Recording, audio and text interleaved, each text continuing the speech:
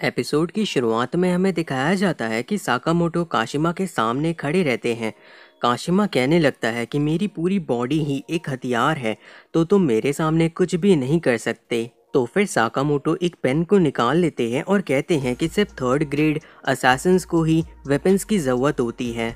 ये सुनकर के काशिमा अपने मुंह के अंदर से भी एक बंदूक को निकाल लेता है, लेकिन साकामोटो उस पेन की मदद से उस बंदूक को तबाह कर देते हैं। काशिमा भी ये देख करके काफी चौंक जाता है, लेकिन आगे वो बताता है कि 20 मिनट में ये बिल्डिंग गिर जाएगी और उनके सारे के सारे साथी मारे जाएंगे। साकामोटो ये सुन करके कहते हैं कि तुम्हें खत्म करने के लिए मुझे बस 5 मिनट की जरूरत होगी। दूसरी तरफ लू, आसाकुरा और तानाका बच करके निकलने की कोशिश कर रहे रहते हैं।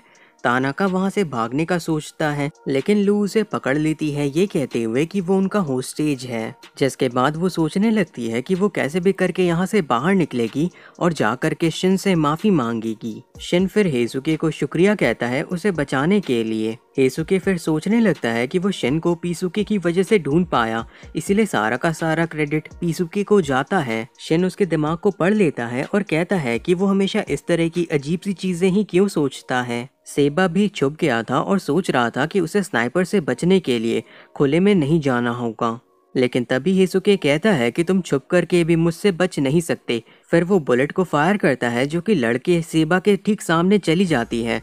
सेबा उसे डॉज कर लेता है, लेकिन वो घायल हो जाता है। ये देख करके शिन भी कहने लगता है कि ये जगह बिल्कुल परफेक्ट है हेसुके के लिए। अपनी तारीफ को सुन करके हेसुके भी काफी खुश हो जाता है।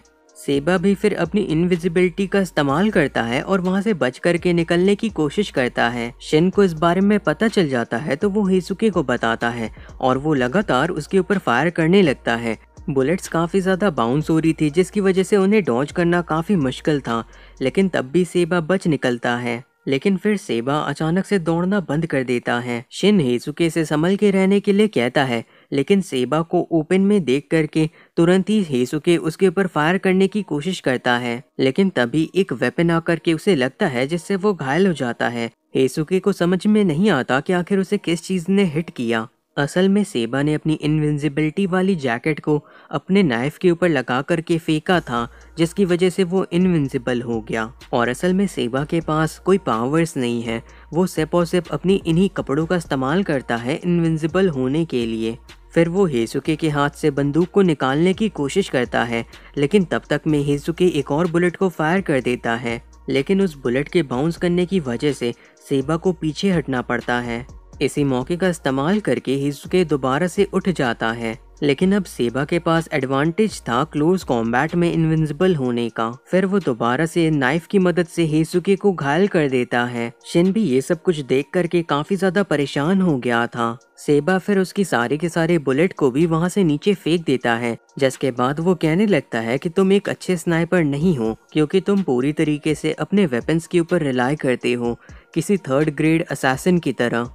हेसुके ये सुनकर के कहता है कि उसके दोस्तों ने उससे कहा है कि वो आज तक का सबसे अच्छा स्नाइपर है। ये सुनकर के सेबा कहता है कि तुम्हें ऐसे बेकार के दोस्तों की ज़रूरत नहीं है, तुम्हें हमेशा अपने दोस्तों को खुद से दूर कर देना चाहिए जब वो तुम्हारे लिए मुश्किल खड़ी करने लगे। शिन तभी हेसुके के दिमाग को पढ़ता है और उसके पास एक प्लान था। पीसुके फिर आ जाता है हेसुके के पास एक बुलेट को लेकर के, जिसे लेकर के हेसुके दोबारा से फायर करने के लिए तैयार हो जाता है और इस बार सेबा ठीक उसके निशाने पे था, लेकिन फिर वो अपने निशाने को चेंज करके एक बटन के ऊपर फायर कर देता है, जिसके बाद वो वापस से नीचे गिर जाता है। ये देख करके सेबा कहता है कि शायद तुमने मिस कर दिया, लेकिन तभी ऊपर लगे हुए वाटर हाइड्रेंट से पानी नीचे गिरने लगता है। गिरते हुए पानी की वजह से सेबा पूरी तरीके से दिखाई देने लगता है और असल में यही हेसुके का प्लान था। जिसके बाद शिन पीछे से आकर के उसे एक जोरदार किक करता है और वो सीधे जा कर के नीचे गिर जाता है। शिन फिर कहता है कि बिना इनविंसिबिलिटी के तुम भी कुछ नहीं कर सकते मेरे सामने। जिसके बाद सेबा की इनविंसिबिलिटी खत्म हो जाती है क्योंकि वो बेहोश हो गया था। हेसुके फिर कहने लगता है कि उसका प्लान काफी अच्छा था ना। ये सुनकर के शिन कहने लगता है कि तुम्हारा प्लान इतना ज्यादा खराब था कि मुझे समझने में काफी टाइम लग गया। तभी वहां पे अचानक से बिल्डिंग हिलने लगती है और काफी सारी चीजें टूटने लगती हैं, जिन्हें देख करके शिन और हेसुके काफी घबरा जाते हैं। फिर हमें वापस से काशिमा और साकामोटो की फाइट को दिखाया जाता है, जहाँ पे काशिमा कहता है कि वो मर नहीं सकता वो ऑलमोस्ट इमॉर्टल है क्योंकि उसकी बॉडी 70% मॉडिफाइड है। साकामोटो ये सुन के कहते हैं कि अगर तुम इमॉर्टल हो तो मुझे भी होल्ड बैक करने की ज़रूरत नहीं है क्योंकि तुम मरोगे नहीं। काशिमा फिर साकामोटो के ऊपर हमला करता है लेकिन वो बच जाते हैं, जिसके बाद काशिमा कहता है कि तुम मेरे सामने बिना हथियार के कुछ नहीं कर सकते क्योंकि मैं काफी दूर रह के भी तुम्हें मार सकता हूँ। ये सुन के साकामोटो कहते हैं कि तुमसे किसने कहा कि मेरे पास हथियार नहीं है। काशिमा उनकी इस बात को सुन करके सोचने लगता है कि आखिर इनके पास कौन से हथियार हो सकते हैं। तभी साकामोटो अपनी पॉकेट के अंदर से एक मैकेनिकल पेंसिल, 2 स्टिकर और एक पैम्पलेट को बाहर निकालते हैं। काशिमा ये देख करके कहने लगता है कि तुम मजाक करना बंद करो, जिसके बाद वो उनके ऊपर अपनी वेपन से फायर करता है। साकामोटो वापस से उसके सारे के सारे हमलों से बच जाते हैं, जिसके बाद वो अपनी मैकेनिकल पेंसिल के अंदर से लीड को बाहर निकालते हैं। काशिमा काफी तेजी से उनकी ओर आ रहा था उन्हें मारने के लिए, लेकिन तभी साकामोटो अपनी उसी पेंसिल की लीड को उसकी ओर मारते हैं जो कि सीधा जा करके काशिमा की आंख में लगती है। लेकिन फिर काशिमा कहता है कि वो अभी भी अपनी दूसरी आंख से उन्हें देख सकता है। तो फिर साकामोटो उसकी दूसरी आंख के ऊपर स्टिकर को लगा देते हैं जिससे उसे कुछ भी दिखाई नहीं देता और वो उसे पीछे से आकर के मारते हैं। उतने ज्यादा ताकतवर हमले के बाद भी काशिमा बिल्कुल ठीक रहता है, जिसके बाद वो कहने लगता है कि साकामोटो सच में लेजेंडरी असैसिन कहलाने के लायक है, लेकिन वो फिर भी हार नहीं मानेगा क्योंकि उसे अपने मास्टर के लिए जो भी करना पड़े वो उसे करेगा। तभी उसके पीछे से एक ट्रेन आने लगती है, जिसके बाद वो दोनों ही ट्रैक के ऊपर से कूद करके हवा में चले जाते हैं। काशिमा फिर अपनी वायर्स की मदद से साकामोटो को बांध लेता है, जिसके बाद वो उन्हें पूरे के पूरे ट्रैक के ऊपर घसीटते रहता है। उसे लगता है कि अब साकामोटो भी कुछ भी नहीं कर पाएंगे, लेकिन तभी वो चौंक जाता है क्योंकि साकामोटो दोबारा से उठ गए थे और वो एक मेटल के पीस का इस्तेमाल कर रहे थे सर्फ करने के लिए। ये देख करके काशिमा कहता है, देखते हैं कि तुम ये कब तक कर पाते हो। लेकिन तभी साकामोटो अपने पैम्पलेट की मदद से उसकी वायर्स को काट देते हैं, जिसके बाद वो काशिमा की वायर्स को ही पकड़ लेते हैं और उसे वहां से नीचे की ओर खींच लेते हैं। फिर हमें ट्रेन के अंदर का सीन दिखाया जाता है जहाँ पे काफी सारे पैसेंजर्स रहते हैं और जो ट्रेन के पायलट थे वो भी एक ही रूटीन को फॉलो करके बोर हो गए थे, उन्हें भी कुछ नया चाहिए था। तभी साइड की टनल को तोड़ते हुए साकामोटो और काशिमा बाहर की ओर आ जाते हैं। ये सब देख करके पायलट भी काफी ज्यादा हैरान होते हैं। उसके बाद काशिमा और साकामोटो दोनों ही पायलट के केबिन के अंदर आ जाते हैं। तभी साकामोटो दोबारा से काशिमा को फेंकते हैं और वो पैसेंजर्स के केबिन के अंदर पहुंच जाता है। काशिमा फिर सोचने लगता है कि साकामोटो बहुत ही ज्यादा खतरनाक है क्योंकि वो आसपास के एनवायरनमेंट का फायदा उठाते हैं लड़ने के लिए। फिर वो एक इंसान से पानी की बोतल लेकर के पानी को पीता है, लेकिन वो उसकी बॉडी के अंदर से सीधा बाहर आ जाता है। काशिमा फिर सोचने लगता है कि आखिर साकामोटो गए कहाँ, क्योंकि वो उसे दिखाई नहीं दे रहे हैं। लेकिन साकामोटो उसके ठीक बगल में ही बैठे थे और वो वापस से पतले भी हो गए थे, जिसके बाद वो दोबारा से काशिमा को किक कर देते हैं। काशिमा फिर सोचने लगता है कि आखिर साकामोटो इतने ज्यादा ताकतवर कैसे हो गए। फिर वो याद करने लगता है कि किस तरीके से उसने काफी सारे लोगों को मारा था क्योंकि वो लोग एक कैट को परेशान कर रहे थे। काशिमा को लग रहा था कि उसने कैट को बचा करके अच्छा काम किया, लेकिन वहाँ के सारे लोग उससे डरने लगे थे और उसके लिए पुलिस को बुलाने वाले थे। काशिमा को अभी भी अपनी गलती का एहसास नहीं था। तभी अचानक से वो सभी लोग जमीन पे गिरने लगते हैं और उनका खून बहने लगता है, जिसके बाद वहाँ पे उसके मास्टर आ जाते हैं। काशिमा ये सारी चीजें देख करके काफी ज्यादा हैरान था, जिसके बाद उसके मास्टर काशिमा से कहते हैं कि तुमने बिल्कुल सही किया।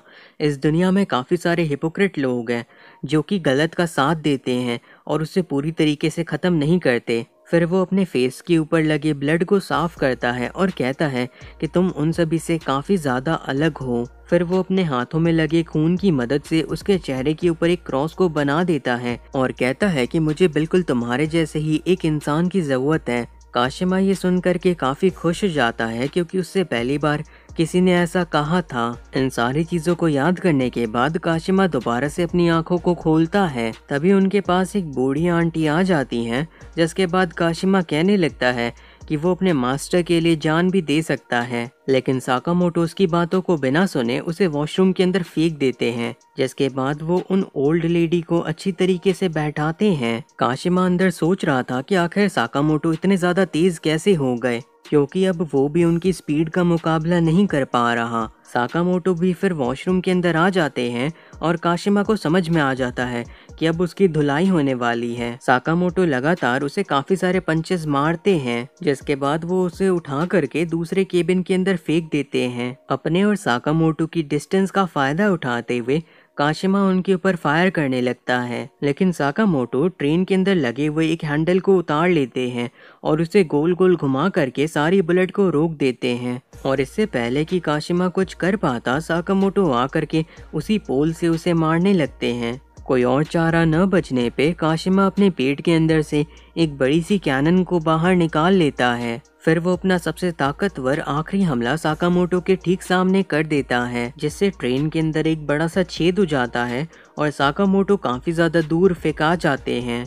लेकिन तभी साकामोटो एक दूसरी ट्रेन के अंदर घुस जाते हैं, जिसके बाद वो काफी ज्यादा तेजी के साथ दौड़ते हैं ताकि वो पहले वाली ट्रेन के अंदर वापस जा सकें। काशिमा को लगता है कि उसने साकामोटो को हरा दिया, तो फिर वो आराम करने लगता है और वो सोच रहा था कि उसे अपनी बॉस को ये खबर देनी है, तो उसे अच्छी तरीके से तैयार होना होगा। लेकिन तभी साकामोटो वहाँ पे वापस आ जाते हैं। काशिमा इस चीज़ से काफ़ी ज़्यादा फ्रस्ट्रेट हो जाता है और वहाँ के पैसेंजर्स को उठा करके साकामोटो की ओर फेंकने लगता है, लेकिन साकामोटो ने पकड़ करके सही सलामत बैठा देते हैं। काशिमा काफ़ी ज़्यादा गुस्से में रहता है और कहने लगता है कि आखिर तुम मरते क्यों नहीं। और फिर काफ़ी सारे पैसेंजर्स को फेंकने के बाद काशिमा भी थक जाता है, तो फिर साकामोटो आखिरी में जाकर के उसे काफ़ी ज़्यादा ज़ोरदार किक मारते हैं, जिससे काशिमा आखिरकार बेहोश हो जाता है। फिर साकामोटो काशिमा को घसीटते हुए कॉल करते हैं शिन को,